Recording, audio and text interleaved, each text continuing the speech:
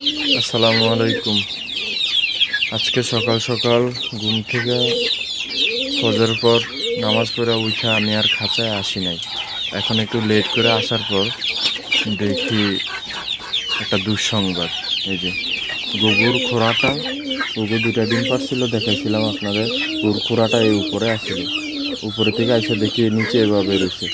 এভাবে থাকার কারণে নিচে একটা ডিম কইরা ভেঙে গেছে। ওইটা ভাঙ্গা যাওয়ার কারণে আরেকটা ডিম আছে উপরে, ওইটা ফাইটে গেছে।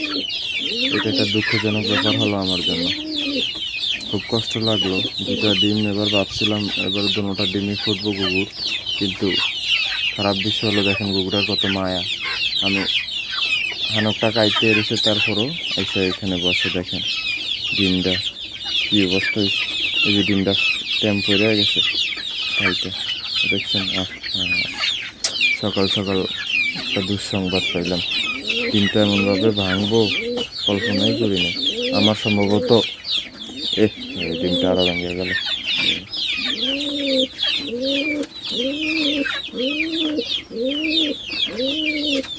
ডিমটা গেল ভাঙে, ডিম কবুতরে খায়নি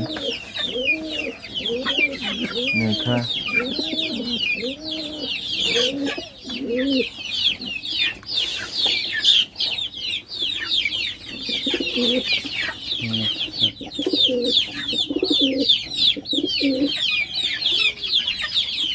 দেখেন ডিমটা কীভাবে ভেঙে গেল, ফাটা থাকার কারণে আরো হাত থেকে ভেঙে গেল।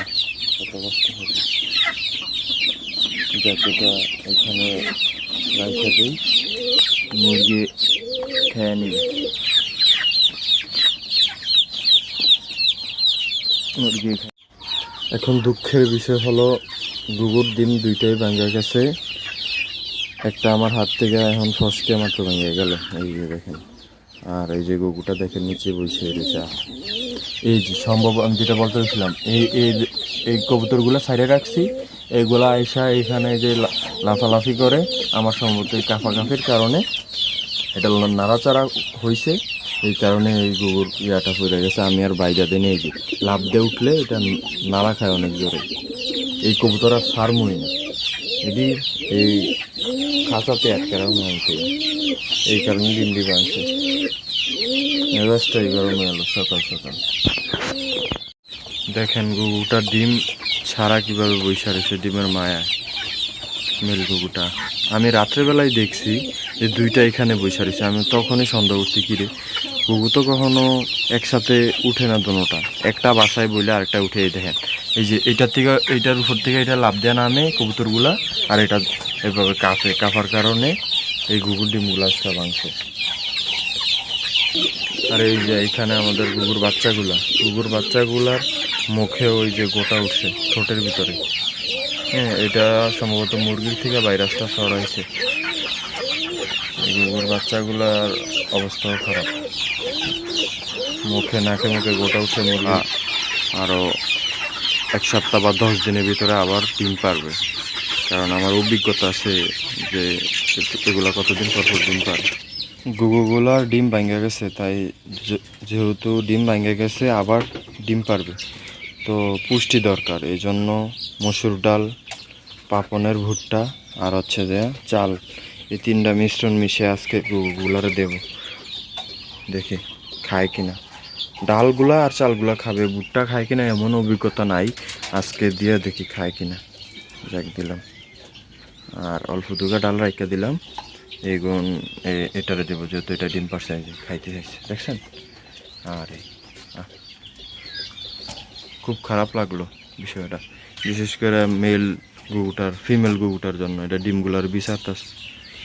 আরে নে খা খা, এই যে মসুর ডাল খাইতেছে কত সুন্দর করে।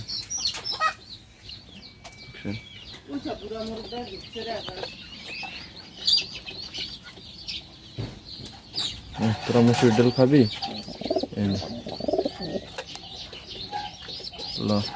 দিছি, খা। এই যে খাইতেস গুগুগুলো। হ্যাঁ, পাইটাই বেশি করে খা। এই গুগুর মেলটা দেখেন, উপরে ওইটা খাইতেছে আর ফিমেলটা নিচে থেকে খাইতেছে। এই যে চিলি নিজের বাচ্চাদের আদার খাওয়াইতেছে।